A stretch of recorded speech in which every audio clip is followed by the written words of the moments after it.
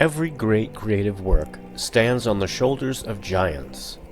Welcome to RetroInspection, where we examine and find out where the things we love today came from.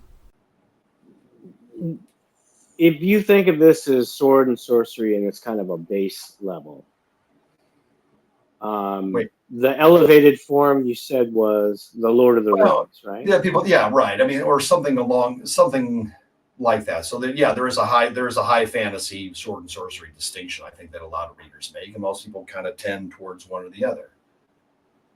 Now, we did some not so difficult internet sleuthing because Howard obviously wrote 30s. Tolkien didn't hit work on The Hobbit and Lord of the Rings until the 50s. It was kind of natural to think that Tolkien might have come across Robert E. Howard, and officially there's no real record of any of that. Although we went down the internet rabbit hole, and there is evidence that Tolkien read the Howard works and liked them. Yeah, he says as much. He is quoted as such. But the other side, there's no real influence between them. I don't see. Well, not direct. What I will say is there's only so many ways you can write a sword fight. There's only so many ways you can write a hand-to-hand battle with, medieval or earlier, edged weapons. I mean, no matter who you are, if you're writing that sort of a combat scenario,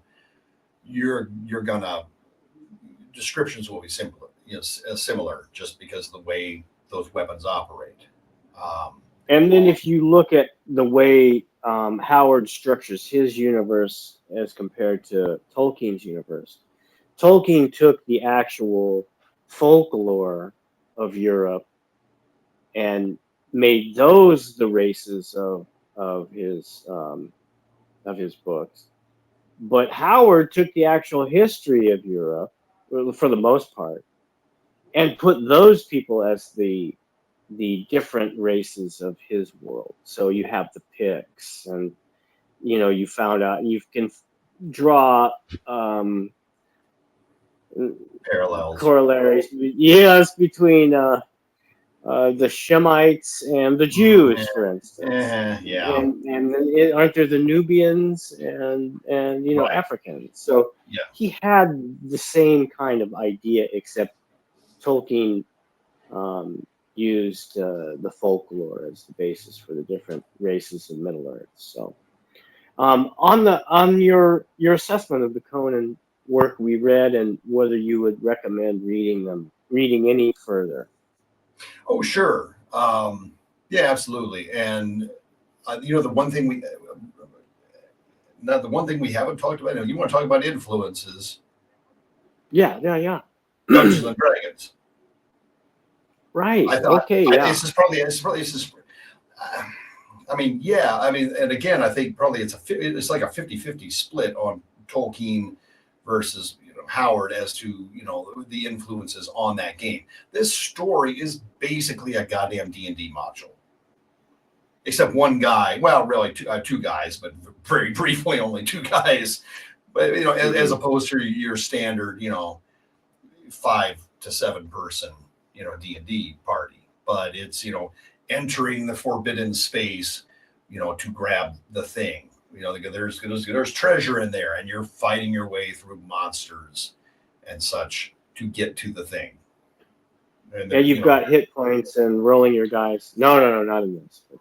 Well, yeah, I mean, right. I mean, look, that first thief, he fails his save throw on some stuff. Yeah, that's true.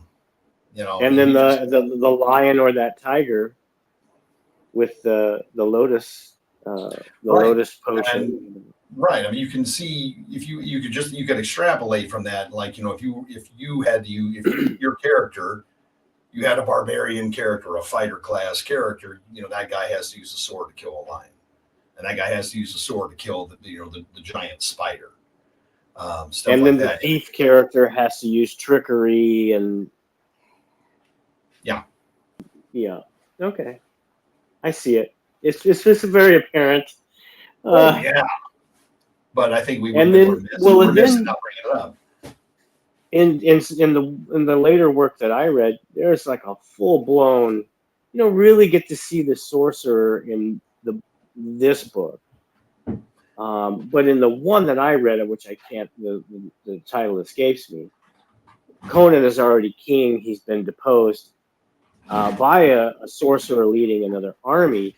This sorcerer is full blown magic. He's got monsters. He's got all the things that you would find in a D&D module. Oh yeah, yeah. So it's there certainly are parallels, if not downright inspiration. Oh, yeah, not that I think anyone involved with the creation of that game is going to deny that influence. Right. I can't. There's no credible world, where somebody pretends like they didn't know what this stuff was on about. Like, subscribe, repost, share everywhere. To see what else we're up to, visit xynobooks.com, xenobooks.com.